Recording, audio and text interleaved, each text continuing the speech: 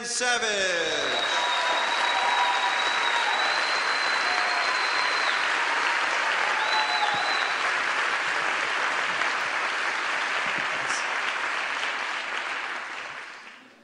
When I was a kid, and I was a little kid, and I was like 12, 13 years old, and I was realizing that, there was something different about me.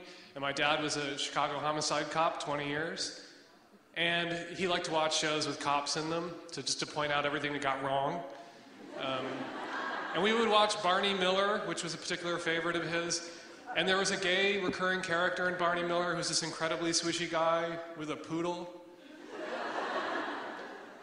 And I was sort of tormented by that guy when I was a kid because my father thought he was hysterical. And then there was this movie we watched once where it was about all these cops and they got drunk and they took one of them to the park and handcuffed his hands around a tree and pulled his pants down and left him there. And a minute later, a gay guy came walking down the lane in the park in the night with a poodle and looked at the poodle and said, "Well, it's our lucky day." And I actually, maybe it's a trick of memory, I think it was the same actor and the same poodle, but it couldn't be. And I resolved then when I was a little kid, before I came out to my folks, that I wasn't gonna be that kind of gay guy. I wasn't gonna be the kind of gay guy in lavender trousers with a poodle in the Cruzy Park in the middle of the night, looking for cops handcuffed to trees. And then 30 years went by and I was 33 years old.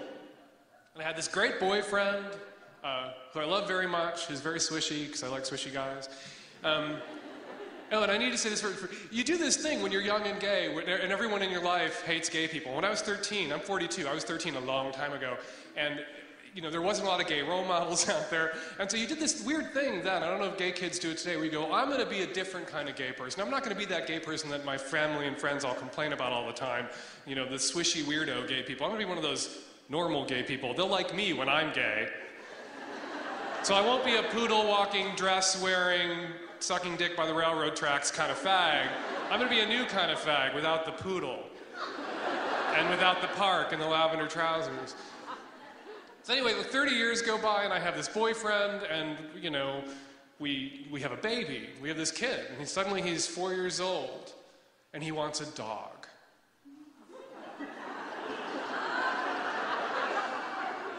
And he has a friend who lives down the street from us who has a dog, and his friend's dog is a toy poodle. So he goes to Santa at Nordstrom's, which is a very gay lifestyle sort of thing to do. He goes to see Santa and sits on his lap and tells Santa that he wants a chocolate toy poodle for Christmas. And I have a heart attack for two reasons. One, I never wanted to be the kind of gay guy who owned a poodle. And two, it was like, he didn't realize it at 4, but really it was like cross enough to bear having fag parents. You don't want a poodle too. And he wouldn't understand that for a few years, but eventually he'd be angry at us for letting him on impulse get a poodle. And I'm looking at my boyfriend going, we can't get him, we gotta get him like a Doberman pinscher or something if we're gonna get him a dog at all. A poodle, we might as well send him to school in a pinafore and Mary Jane's with a sign that says, "Kick me" on his back.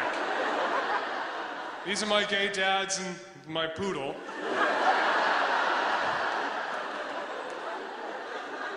And so we get a goddamn poodle. And there's one crisis was averted. Christmas morning, the poodle jumps out of the box. He turns inside out. He's so happy because he has a poodle like Carson, whose heterosexual parents are poodle breeders. Which sounds filthy, doesn't it? Sounds like something that happened in Enum Club that they had to outlaw. Here comes Pam Roach to take care of the poodle breeder problem. So we get into the poodle jumps out. We've been reading this Maurice Sendak story about a little boy named Pierre who just doesn't care. And he loved that story, so he said, I'm going to name the poodle Pierre. And I had my second stroke of the morning. I was like, let's, and we actually averted that. So he named the poodle Stinker. He's a chocolate brown toy poodle named Stinker. And he's a little straight kid, my kid. My parents knew when I was like 3 or 4 that something was up. They didn't know what it was. I know that something's up, it's heterosexuality that's up with our kid. So the poodle's fine, it works out, whatever. My deal is I don't walk it. I don't touch it. I was asthmatic all my life. A dog would get near me, I'd end up in the hospital back where they had inhalers. Like you develop this aversion to like things that make you really, really sick when you're a kid. And so I just didn't want anything to do with the dog, don't want to touch it. I don't like being licked by dogs, like dog germs. I'm Lucy from Peanuts, get it away from me.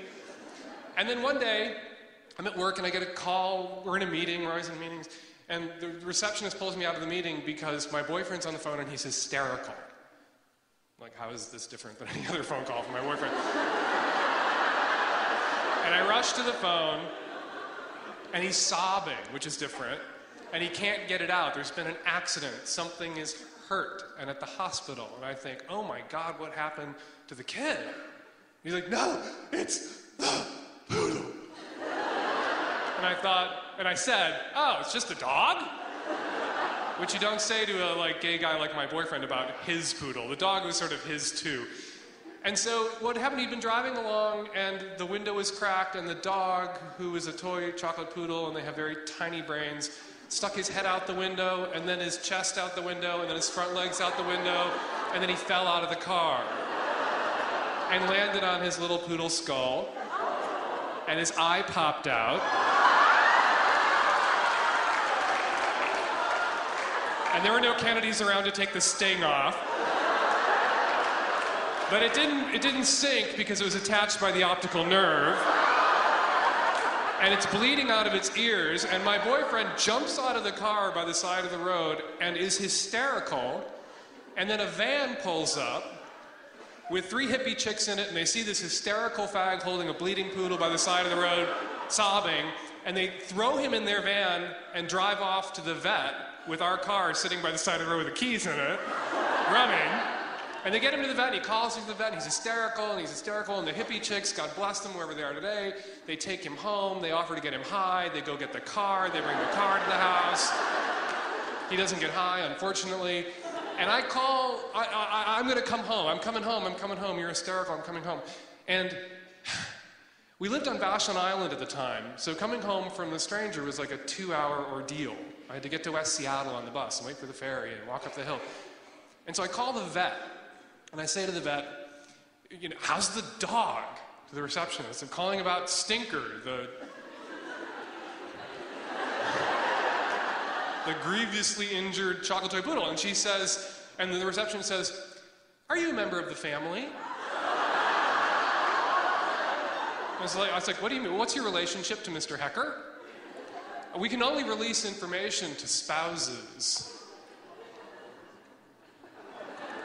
And I thought, we knew at some point as a couple we'd encounter discrimination. I didn't think it would be during our poodle's medical crisis. Like, you think they'd just cut you a fucking break on the injured poodle? Like, do that many straight couples have poodles, much less injured poodles? And who calls the vet trying to find out secret confidential medical information about animals that aren't theirs? And I blew up at this woman, because I can blow up at people. I blew up at her. It's like, it's my goddamn dog, too. I paid for the fucking dog. It's a poodle. Put out a press release. I don't care who you tell.